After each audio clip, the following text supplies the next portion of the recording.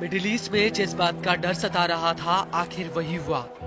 Donald Trump ने ऐलान कर दिया कि अगर 15 फरवरी 2025 की दोपहर 12 बजे तक हमास ने सभी इजरायली बंधकों को रिहा नहीं किया तो वो गाजा में नर्क की तबाही ला देंगे।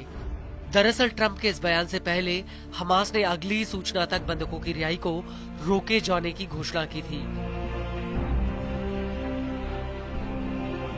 हालांकि ट्रंप ने अपने इस बयान में ये जरूर कहा कि वो इजराइल को इस बात की पूरी छूट दे रहे हैं कि वो इस फैसले के तर हटकर खुद निर्णय ले सकता है। वहीं दूसरी तरफ इजराइल के पीएम नेतन्याहू इसी मौके का इंतजार कर रहे थे और अब उन्होंने हमास से डंके की चोट पर कह दिया कि अगर शनिवार दोपहर तक सभी बंधकों की रिहाई नहीं हुई तो युद्ध विराम समझौता खत्म हो जाएगा और आईडीएफ हमास के खिलाफ जब तक लड़ेगी तब तक की हमास की हार नहीं हो जाती। סיימתי כעת דיון מעמיק של 4 שעות בקבינט המדיני-ביטחוני.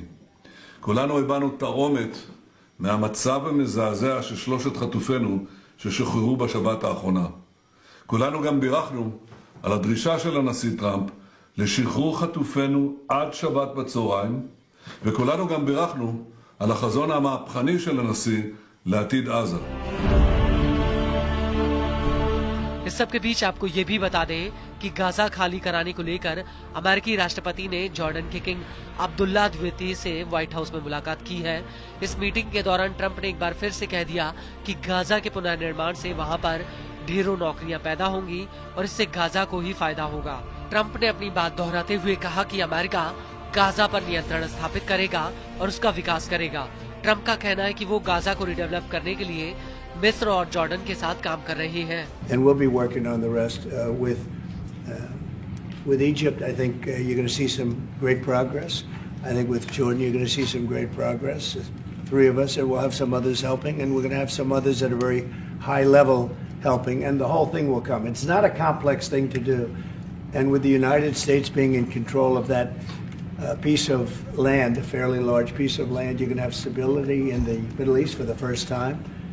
And the Palestinians, or the people that live now in Gaza, will be living beautifully in another location. They're going to be living safely. They're not going to be killed, murdered, and having to leave every 10 years. Because I've been watching this for so many years. It's nothing but trouble.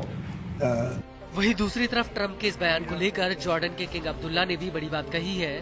King Abdullah का कहना है कि वो इसको लेकर मिस्र से बात करेंगे। इसके अलावा वो सऊदी अरब भी जाएंगे, जहां पर वो अरब देशों से चर्चा करेंगे।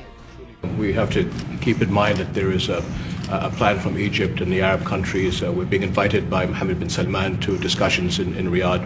I think the point is how do we make this work in a way that is good for everybody. Right. Obviously, we have to look at the best interests of the United States, of the people in the region, especially to my people of Jordan.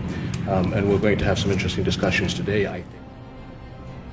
King Abdullah का ये भी कहना है कि हम अभी भी फिलिस्तीनियों के विस्थापन के खिलाफ हैं।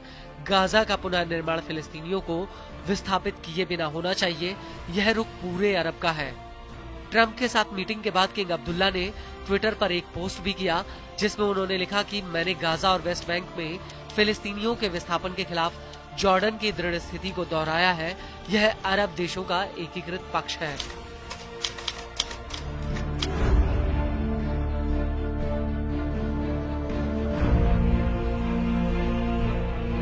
हालांकि जॉर्डन से पहले मिस्र भी ट्रंप के इस प्रस्ताव को ठुकरा चुका है और 10 फरवरी 2025 को मिस्र के विदेश मंत्री ने अपने एक बयान में कहा था कि हमारे पास एक ऐसी योजना है जिससे ये सुनिश्चित होगा कि गाजा में फिलिस्तीनियों का विस्थापन ना हो और उन्हें उनके कानूनी अधिकार मिले।